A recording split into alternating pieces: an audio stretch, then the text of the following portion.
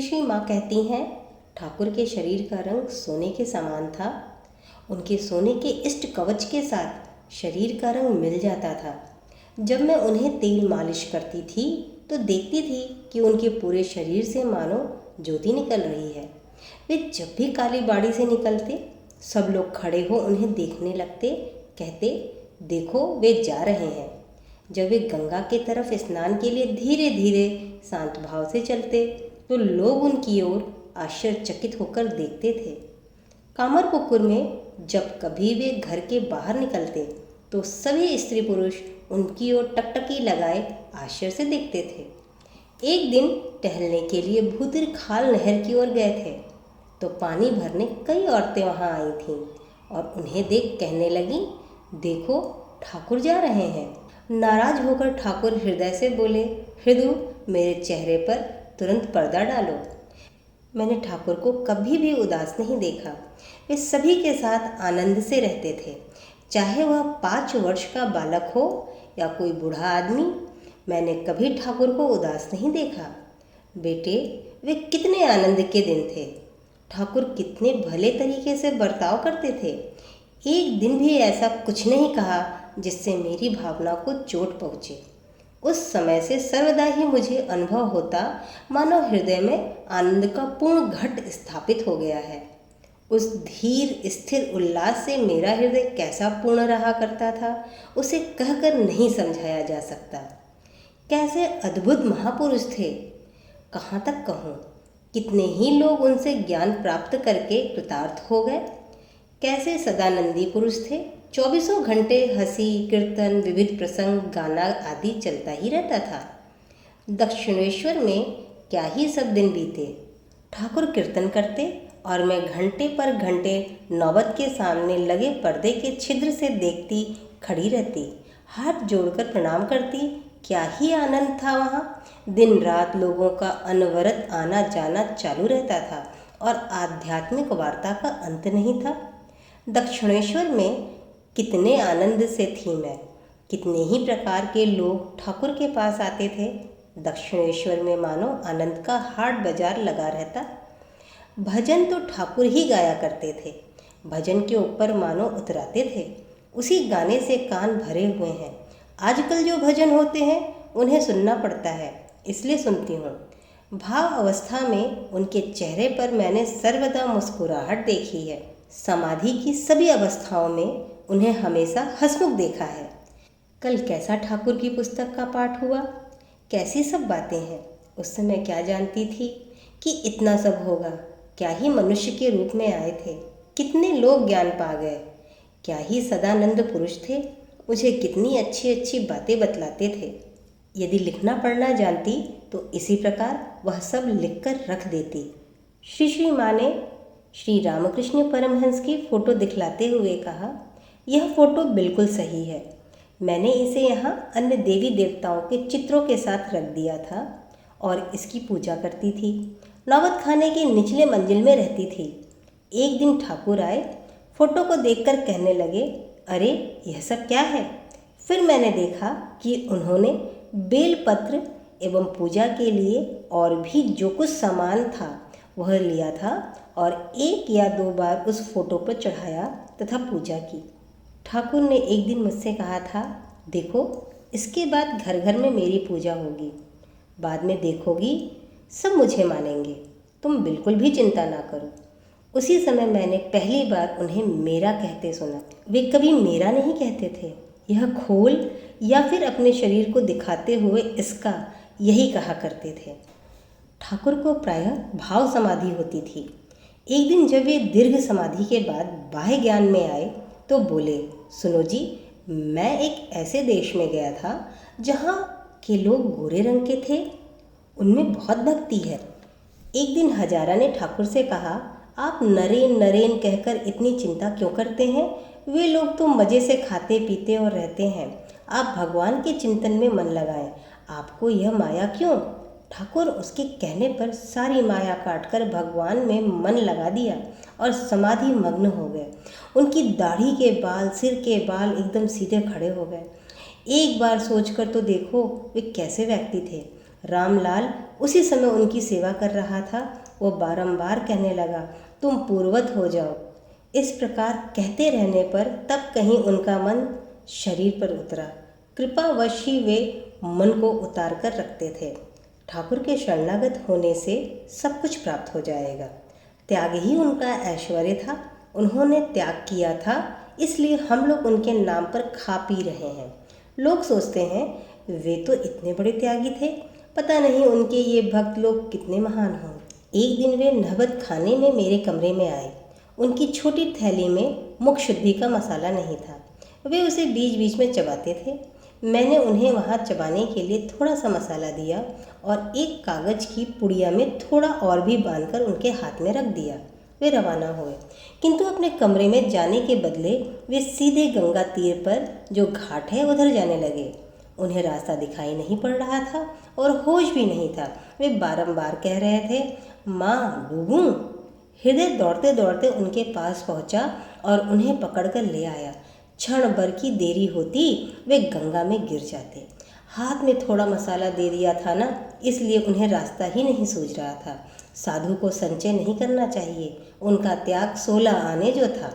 मुझे यह नहीं लगता कि उन्होंने सब धर्म मतों की साधनाएं की थीं। वह समन्वय भाव प्रचार करने की दृष्टि से की थी। वे तो हमेशा भगवत भाव में विभोर रहते थे।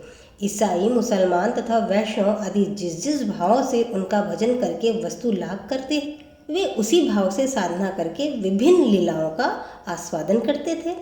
उसमें दिन रात कैसे बीत जाता था, उन्हें उसका कोई होश नहीं रहता था। पर बात यह है बेटा, इस युग में उनका विशेष तत्व है त्याग। इस प्रकार का स्वाभाविक त्याग और क्या किसी में देखा है? सर्व समन्वय भाव के बारे में जो तुमने कहा वह भी ठीक है। अन्य अवतारों में एक भाव की प्रधानता होने से अन्य भाव दबसे गए थे। श्री रामकृष्ण के सभी कर्म केवल भगवान की ओर ही रास्ता दिखाते थे। उनके उपदेशों का वही स्वरूप था। ठाकुर की एक उक्ति की धारणा करके यदि कोई चल सके तो सब हो जाएगा। एक ठाकुर थे जिन्होंने भगवान को प्रत्यक्ष देखा था। उन्होंने सब कुछ कहा था, सब जाना था। उनकी बातें वेद वाक्य हैं। उनकी बात पर अगर तुम विश्वास न करो तो फिर क्या करोगे? मैं कुछ नहीं जानती। ठाकुर के मुंह से जो सुना है वह ठाकुर के वचनामृत में है। उसे पढ़ो, उसमें ही सब उपदेश पाओगे। मास्टर की किताब वचनामृत भी अच्छी है। मानो ठाकुर की बातों को उसमें गूंथ दिया। उसमें क्या ही मधुर बातें हैं। एक समय पूज्य श्री श्री माँ ने माँ को पत्र में लिखा, बेटा तुमने ठाकुर के निकट जो भी बातें सुनी थी वही बातें सत्य हैं। इस विषय में तुम्हें कोई भय नहीं। किसी समय उन्होंने ही तुम्हारे निकट इन बातों को रख छोड़ा था। अब आवश्यकता अनुसार वे ही इन्हें प्रकट करा रहे हैं। जान रखो कि इन बातों के व्यक्त किए बिना लोगों की आध्यात्मिक चेतना जागृत नहीं होगी। तुम्हारे पास उनकी जो बातें संचित हैं वे सभी सत्य हैं। एक दिन तुमसे उन्हें सुनकर मुझे ऐसा प्रतीत हुआ मानो वे स्वयं ही ये बातें कह रहे हैं। ठाकुर की सत्य पर कितनी जबरदस्त निष्ठा थी। हम लोगों में वैसा कहाँ है? ठाकुर कहा करते थे कि सत्य ही कलयुग की तपस्या है। सत्य को पकड़े रहने से भगवत प्राप्ति होती है। इस कली काल में बस सत्य के प्रति निष्ठा रहने से ही भगवान लाभ होता है।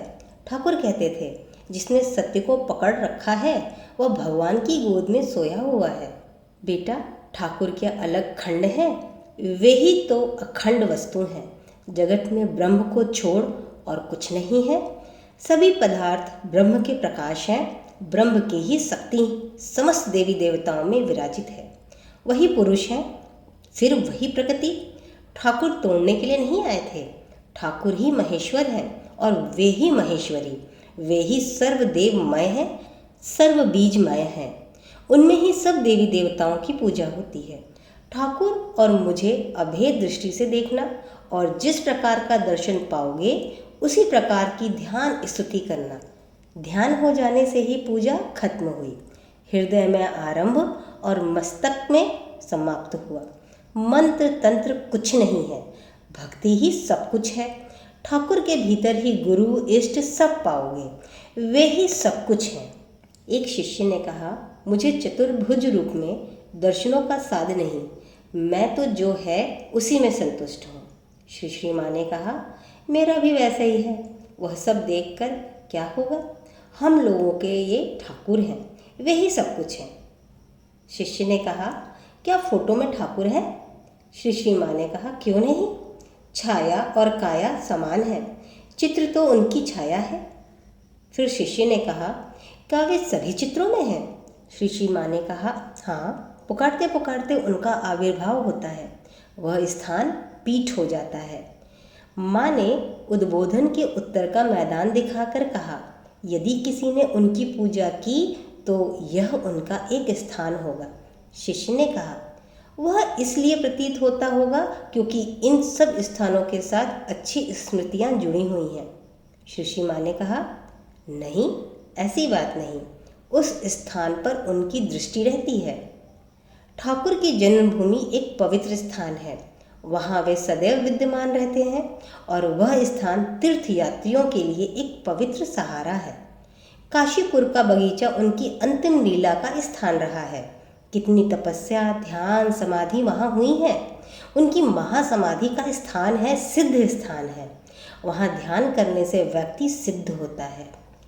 अन्न भोग नवेद अर्पित करने के संबंध में श्री श्री माँ ने कहा, देखो, ठाकुर को अपना समझकर कहना, आओ बैठो लो खाओ, और सोचना वे आए हैं, बैठे हैं, खा रहे हैं। अपने जनों के लिए क्या मंत्र तंत्र की जरूरत पड़ती है? वह सब तो वहाँ होता है। जैसे मेहमान आने पर उनका आदर सत्कार किया जाता है, उसी तरह अपने जनों के पास उन सब की आवश्यकता नहीं पड़ती। उन्हें जिस भाव से दोगे वे उसी भाव से ग्रहण करेंगे। आध्यात्मिक जीवन और क्या है? जप ध्यान करना, ठाकुर को पुकारना, यही सब तो है ना। और ठाकुर ठाकुर में ही भला क्या, वे तो सब समय अपने ही हैं। ठाकुर ही माता पिता रिश्तेदार परिचित, मेरे सबसे निकट, मेरे सबसे अधिक प्रिय और सब कुछ है। हमेशा सोचो ठाकुर मेरे अपने ही हैं। तुम लोग ठाकुर को पुकारो, वे सब करेंगे। चंदा मामा सबके मामा है। हम लोगों का जो कुछ भी है सबके मूल में ठाकुर हैं। वे ही आदर्श हैं। चाहे जो करो, उन्हें पकड़े रहने पर भूल न होगी। ठाकुर ही एकमात्र रक्षक है, यह हमेशा याद रखना। यह भूलने से ही सब कुछ व्यर्थ है। एक भक्त ने कहा, माँ, ठाकुर से मन ही मन प्रार्थना करने से क्या वे सुनते हैं? और तुमसे न कहकर क्या केवल ठाकुर से कहा जा सकता है? यह सुनकर श्री श्री माँ ने उत्तेजित स्वर में कहा, यदि वे सत्य हैं तो अवश्य ही सुनेंगे। ठाकुर के संबंध में स्वप्न सत्य होते हैं। उनके बारे में हुए स्वप्न की बात वे स्वयं अपने सामने बोलने से मना करते थे। एक बार एक शिष्य ने श्री श्री माँ को एक अत्यंत निराशापूर्ण पत्र लिखा। पत्र सुनने के बाद उन्होंने गंभीरता एवं दृढ़ता से कहा, यह क्या, ठाकुर का नाम क्या केवल शब्द मात्र है जो यूं ही चला जाएगा? यह नाम किसी प्रकार व्यर्थ नहीं होगा। जो ठाकुर को ग्रहण कर यहाँ आए हैं उन्हें इष्ट दर्शन होगा ही होगा। यदि और किसी समय नहीं हो तो अंत में मृत्यु के पहले तो निश्चित रूप से होगा ही हो। एक भक्त ने कहा, 2-3 दिन लगातार अनन्य भाव से पुकारने से उनका दर्शन मिलता है। मैं तो इतने दिनों से पुकार रहा हूँ, फिर भी उनका दर्शन क्यों नहीं होता? फिर श्री श्री माँ ने कहा, हाँ होगा, क्यों नहीं? यह ठाकुर की मुख की वाणी है, उन बातों के असत्य होने का सवाल ही नहीं। ठाकुर की भक्ति करते रहो और उनके शरणागत हो जाओ। थोड़ा यह याद रखने से ही हुआ कि मुझे देखने वाले एक जन है, मेरे एक माँ या एक पिता है। शिष्य ने कहा, ठाकुर कैसे थे? न देखा न जाना। हमारे लिए तो ठाकुर कहिए या जो भी कहिए, सब कुछ यही आप ही हैं। श्री श्री माँ ने कहा, डर की कोई बात नहीं है, ठाकुर देखेंगे, यह लोग परलोक सब देखेंगे, सब रक्षा करेंगे। अपने मन का बोझ श्री रामकृष्ण देव के सामने रख दो, रोते रोते उन्हें अपना दुख बताओ। तुम देखोगे कि तुम्हारी इच्छित वस्तु उन्होंने तुम्हारे हाथ में भर दी है। ठाकुर तुम्हारे पास ही हैं, उनसे रो रो कर अपने मन का दुख बताना, व्याकुल होकर रो रो कर कहना, ठाकुर मुझे अपनी ओर खींच लो, मुझे शांति दो। ऐसा करते करते तुम्हारे हृदय में शांति अपने आप आएगी। ठाकुर के प्रति भक्ति रखना, जब भी कष्ट होगा ठाकुर को बताना। श्री रामकृष्ण देव तो पूर्ण थे। उनके जैसे महान आत्मा के सामने अपना पाप कबूल करने पर तुम पाप से मुक्त हो जाओगे। जो कोई ठाकुर की शरण में जाएगा उसे सब कुछ प्राप्त हो जाएगा। ठाकुर कहा करते थे, जो मेरा स्मरण करता है उसे कभी खाने पीने का कष्ट नहीं रहता। उनका स्मरण करने से कोई दुख नहीं रहता। जो ठाकुर से प्रार्थना करते हैं उन्हें आसानी से भगवत प्रेम एवं ब्रह्म ज्ञान का लाभ हो जाता है। ब्रह्म का पथ बहुत कठिन है। तुम लोग ठाकुर को पुकारो, समय होने पर वह स्वयं बता देंगे। जीवन की समस्याओं का हल करने के लिए सबसे सरल एवं सबसे उत्तम उपाय है चुपचाप भगवान का नाम जप करना, श्री रामकृष्ण देव का नाम जप करना। ठाकुर इस बार धनी, निर्धन, मूर्ख, पंडित सबका उद्धार करने आए हैं। मलय पवन जोरों से बह रही है। जो तनिक सा पाल उठा देगा, ठाकुर के श्री चरणों में शरण लेगा, वही धन्य हो जाएगा। ओम नमो भगवते रामकृष्णाय नमो नमः। ओम नमो भगवते रामकृष्णाय